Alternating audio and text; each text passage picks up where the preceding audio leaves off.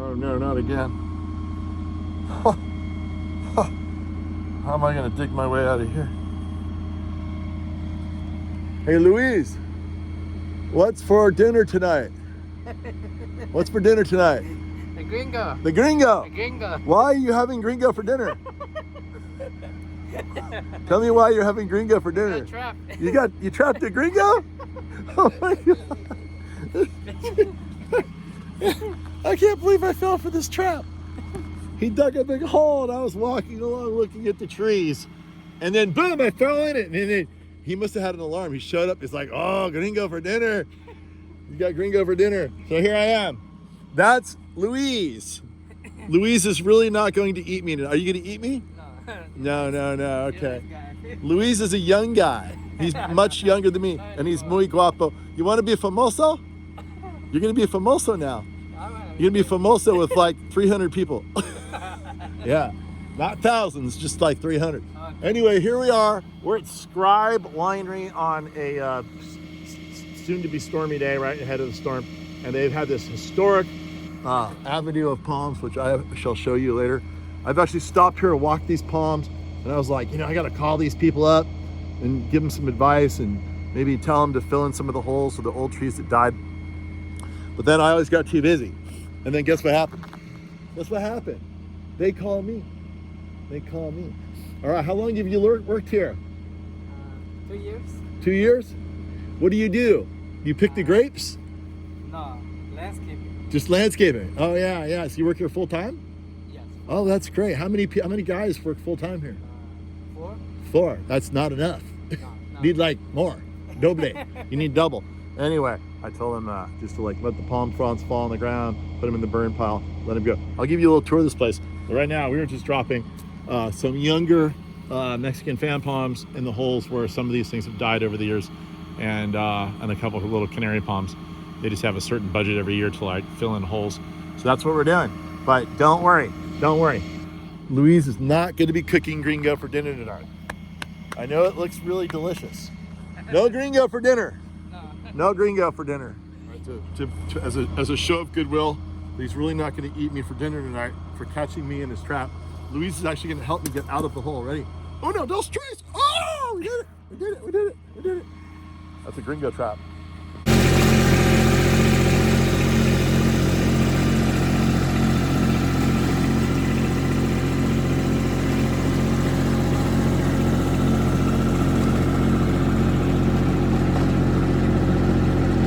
That beautiful time of year here when the vines are about to take a long, well-deserved nap. And we're not in Napa. We are in Sonoma. Someone's lurking. I have a lurker. There it is. He thinks I don't see him. I see you. Can I keep my eye on that bird? Looks suspicious to me. That's the future, Travis. That's the future. Travis is the man. These are going to be growing up big and strong. He's going to tell us all about this place in a minute or less at the end of the video. So, and girls, don't even try. He's married. Tell him, apologize. I'm sorry. For nothing. Yeah. All right. Travis's boss said he's going to fire them if they're not straight. You got to get a perfect straight line all the way down. You good? All right. Travis, is it true that your boss said he was going to fire you if you didn't get him straight? Or was that just inferred? Was it explicit or implicit? Implicit. Okay. Yeah, absolutely. That's probably a little nicer than explicit. And just my own work ethic and OCD. I know. I have the same problem, truthfully. It's nice and straight. Yeah, it's debilitating for sure. Would you like to have a little lesson in the strength of palm trees? The redundant strength of palm trees? Palm trees are so amazing, people. These things grew up where there are hurricanes. They got to be really strong. There's no hurricanes here, so they've got all their strength here, but they don't even really need it.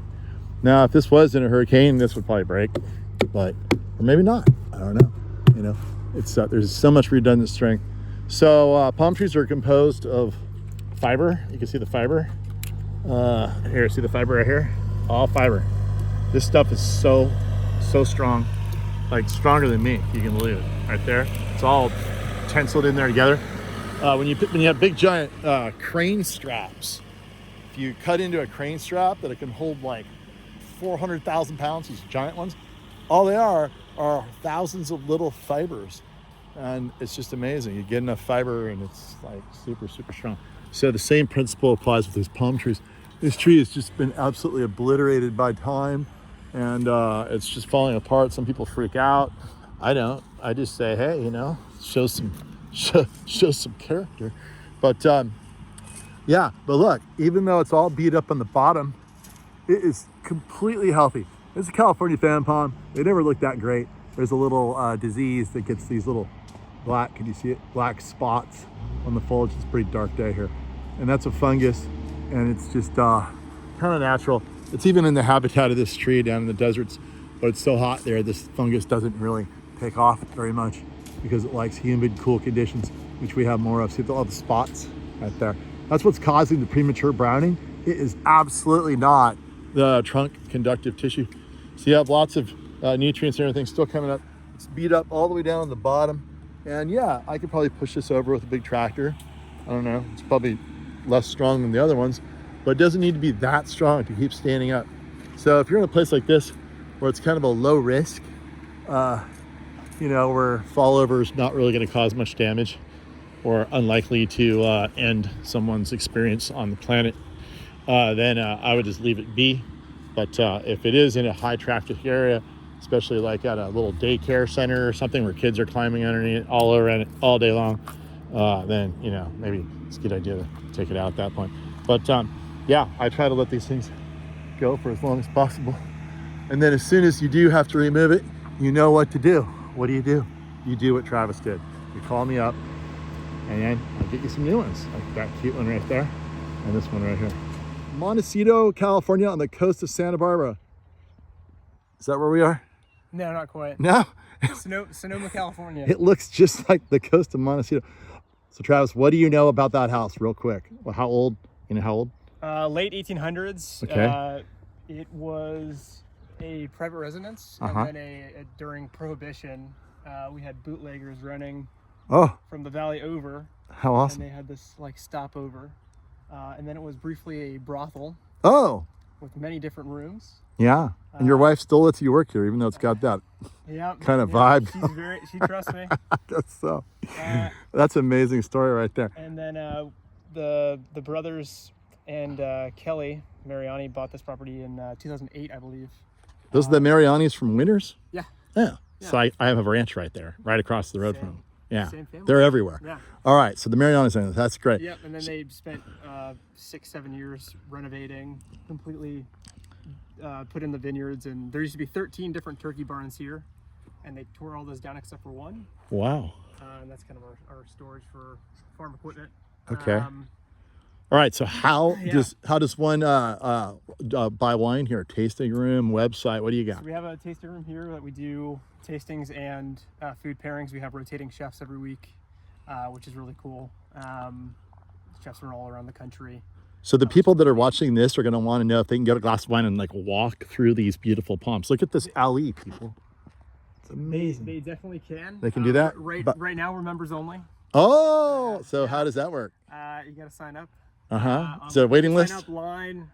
I don't think there's a waiting list right now. Is there like kind of some crazy initiation thing where like fraternities where you got to do crazy stuff to get in? No hazing. No hazing. No nudity runs or anything. No nudity runs. It seems you should start one. Like tell them they got to run from the steps all the way down there. Initiation. Slam a bottle of whatever, and then all the way back within 5 minutes. The wine's great. Food's amazing. All right. The location is awesome. Great palm trees. Thanks to Greg here. Yeah. All right. So it's Scribe Winery. Is there kind of a website or something? Yep, So these people can like get tempted into joining the club. Sure. Scribe Winery. Google us and scribewinery.com. Okay, guys, that's it. And I have to go do another job, believe it or not. But come on down here someday. Can anyone just kind of walk that road right there? Yeah. Right on. Come on up. We keep it all pretty open to the That's what it looks like. I saw a couple joggers go by. They seemed very happy. Yep. All right. Well, thanks so much. You got it. Thank We you. might as well do a little drive-by on the way out. What do you say? Nice and slow. Keep this camera steady, Gary. Try to look like a professional videographer. Look at this beautiful house. Maybe zoom out a little. There, that's better. I love that Spanish house. I can't believe it was a brothel. That's pretty amazing. What else do I have here? Cabbage field. Cabbage patch. Olive trees, of course. Very nice place. Sounds like you come up and taste some wine, you just can't join the club until you go through that initiation they talk about.